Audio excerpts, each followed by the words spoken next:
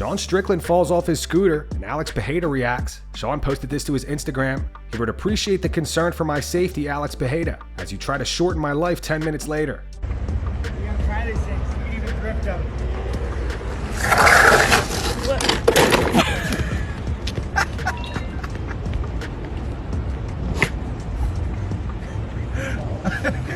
Practice. No! Was that more radio? My sparring. Your sparring partner was Kevin Lee offered to fight in Dana White's Contender Series in order to get back into the UFC. The UFC apparently is not interested. Speaking to MMAfighting.com, Kevin said, I think it made sense. I don't know exactly what the problem is. I honestly don't know. It's not the numbers, right? I've heard Dana kind of brag about Belal Muhammad when he wrapped the belt around him, and he bragged that he got more views than any other champion, and it was like 20 million views or something. But my brother did a small video for me getting ready for my last fight in the Apex end. Keep this in mind, this is a prelim Apex card fight, and my brother did a post and he got 12 million views compared to a champion that did 20 million views, and Dana's bragging about it. So I don't think that's the issue. I don't think the issue is me not willing to show up and put on great fights, because that's all I've ever done. Honestly, I can't point to what the issue is. I don't know. I offered to do that fight. I think it would have been big. I think it would have been great for Dana White's Contender Series, but the offer is off the table at this point. I offered it, they said no, we'll move on. No sweat off my brow. Alex Pereira shaves his head ahead of UFC 307.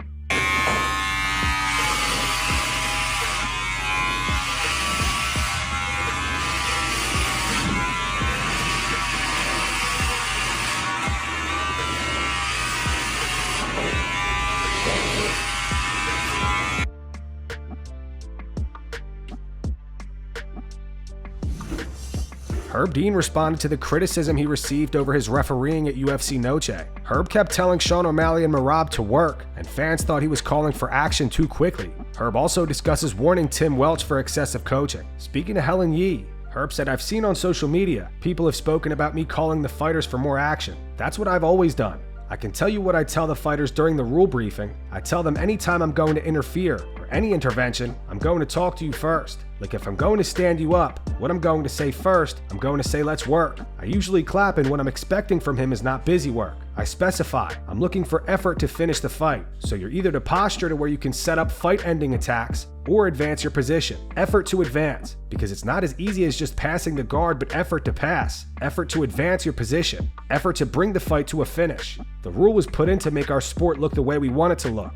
As the referee, it's our job to be in charge of excessive coaching if we think it's happening. There is a rule. Of course, I'm not here to be anyone's parent or anything, and we want people's personalities to be able to shine. That's what makes our sport fun. We have some great personalities, but there is a rule that the seconds are not to interfere with the fight, and that's including trying to influence the referee for one thing. It even specifies that in the rules. You definitely can't try to influence the other fighters or distract them. Your job is to coach your fighter. My job is to do something about it. It happens and we do address it. It's been happening as long as the sport's been here. Even coaching the referee through the fighter. Well, Herb's going to stand you up because all he wants to do is hold you, and he's a boring wrestler. They're going to coach me through coaching their fighter and whatnot, and we know it. So if it gets to be too much, I'll say that's a little excessive. Coach your fighter. It's in the rules. That's what the rule is for.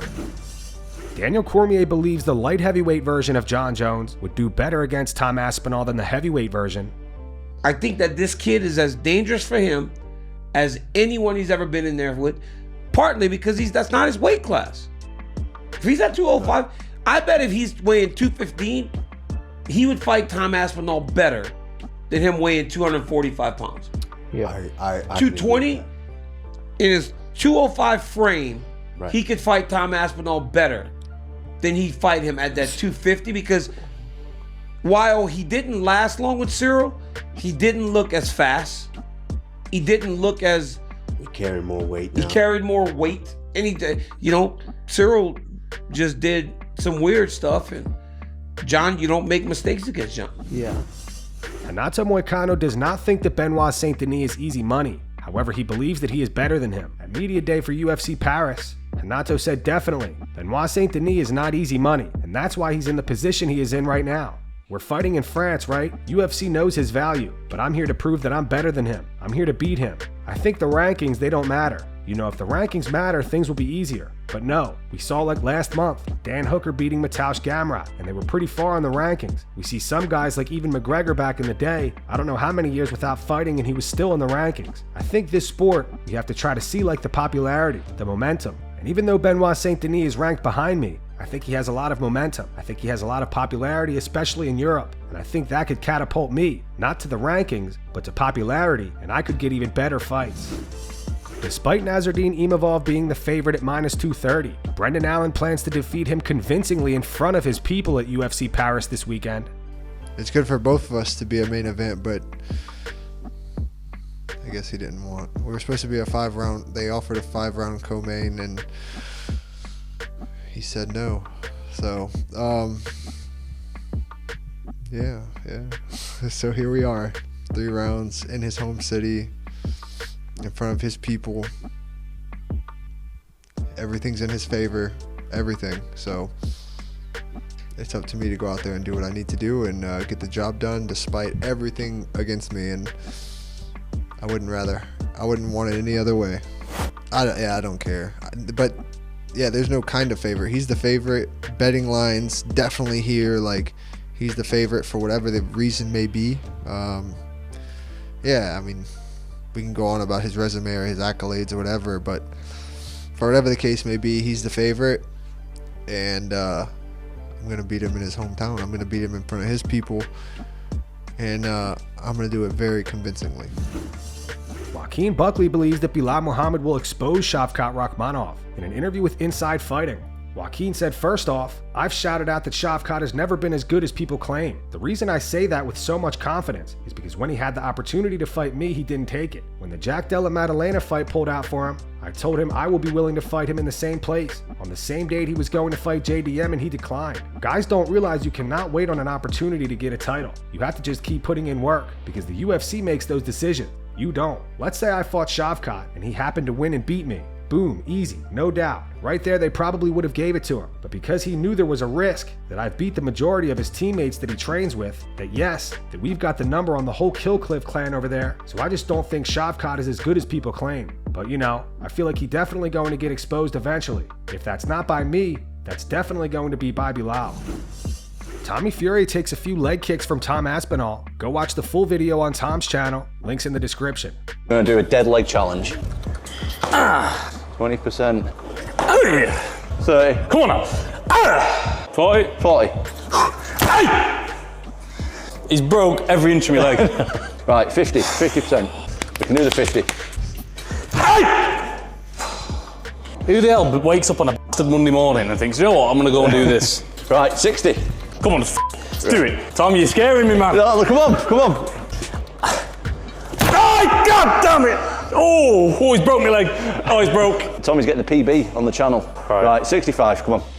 Oh, God! Just to clarify, I'm top of the leaderboard. Aye!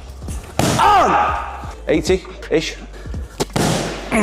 Oh, yeah. Last one, I'm going to go without the shin pad, and we're going to go 90-ish. It's not going to work that bad. It's enough.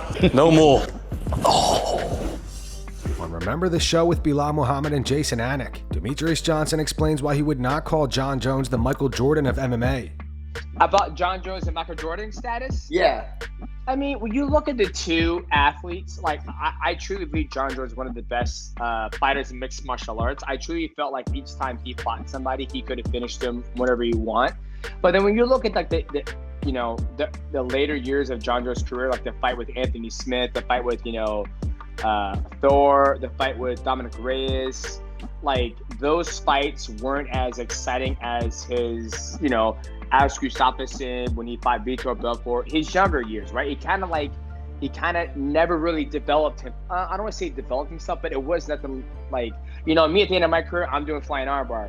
And in my career, I'm doing a flying knee, a world title fight, right? So I would say if you look at whose skill set kind of developed over time, I would say mine did. When you look at Michael Jordan, I feel like his skill set kept on developing, and he was helping everybody else around him. So it's two different sports, but I can understand where Daniel Cormier is coming from. Like, you look at this, we're not just looking at the time where Jon Jones was killing people. We're looking at the whole entire of Jon Jones' career. So when we look at that, yes, he's been undefeated, but there's a couple of times where it's like, dude, he's getting worked. And I got worked too in my fights. You know, I've been knocked out, but you know, it's over time, it's showing excellency of like, wow, look at that flying arm, or holy flying knee.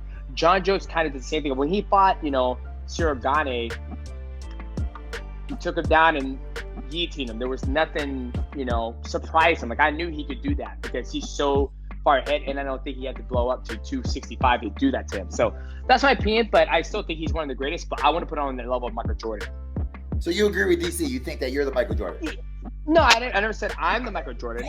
DC said it. DC put your name out there on Instagram. He's like, nah, DJ. Oh, I appreciate it, DC. I didn't see that far.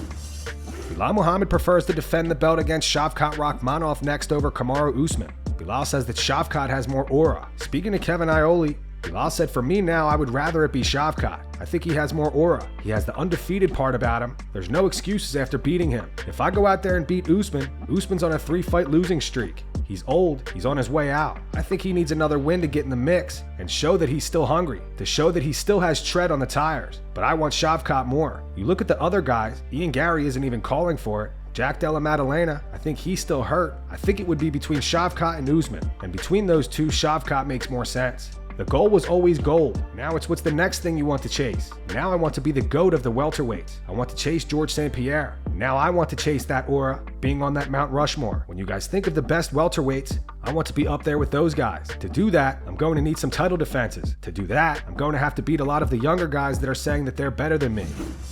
Renato Moicano had some harsh words for Michael Chandler today. Renato thinks Chandler is dumb for waiting for Conor McGregor. Speaking to Inside Fighting, Renato said, I'm surprised Chandler didn't continue waiting. This guy is too dumb, man. You're raising a bet that has everything to go wrong. McGregor is MMA's biggest troll right now. He has no incentive to fight. What's the incentive for Conor McGregor to fight? He makes more money outside of fighting. His purse is nothing compared to what this guy makes with his business. Right now, he's using the UFC more like a marketing agency because everybody talks about him when he says he's going to fight, and he's done it again and again. I was surprised that Chandler gave up on waiting because he spent so much time. It's like when you invest money on something and doesn't know if it's worth waiting or going all in. Damn, should I keep trying? I've invested so much money and time that if I go out, I lose everything. I think he was so invested on this fight that it was hard for him to pull out. But he saw it was for the best. And he's also gotten a big fight too. Oliveira is coming off a loss, but he's a former champion. A likable guy, very popular too.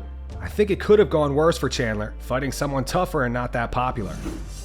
Sean O'Malley and Merab exchanged words today on X. Merab wrote, I hear O'Malley thinks he won the fight and is looking for a rematch. If he wants it, he can have it. Let's do it November 16th at the Garden, and then I'll still defend the title against whoever the UFC wants me to fight next. What do you think? At Sugar Sean. Sean replied, getting surgery on October 3rd. Fought you with one hip and still beat you. Round 1, 3, and 5. I'm the champ. Fight Umar. Umar Nurmagomedov also replied. He wrote a bunch of laughing crying emojis. He added, he ready to fight with anyone except Umar Nurmagomedov. Merab then posted this. He wrote, O'Malley DM'd me this past Tuesday. Push for the rematch. He is so sure he won the fight that I want to show him that I will beat him again and again. I was going to give him a quick turnaround in New York. I'm not ducking Umar. After the rematch, I will fight him or anyone else the UFC puts in front of me. Conor McGregor was live streaming for Dual Bits today and was drinking heavy. Conor went off on Ilia Topuria and wants to fight him in BKFC. And I'll chat to the fans.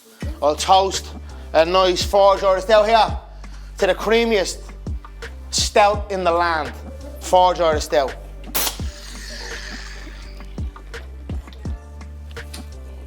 Slaughter.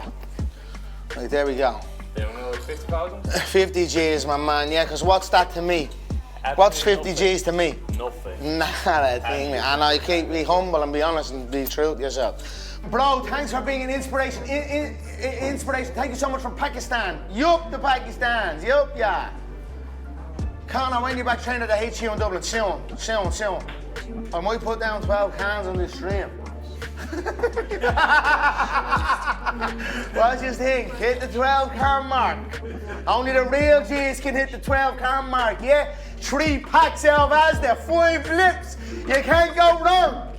$4 stout. Look at that, blade. As cool as it gets. How old are you? The coolest stout there's ever been, yeah? For real. How do you think you would beat Ilia Topuria? I grab him by the scruff of the chest and slap that little nose off him, yeah? Little ding-dong of a thing he is, yeah? I'm in Marbella, bro, yeah? I'm in Marbella at the bare knuckle stall and let's see what's what. We'll bounce in the yoke, have a bare knuckle. You little fool, I'll cave your head in. You little short I'll box your jaw in. On site.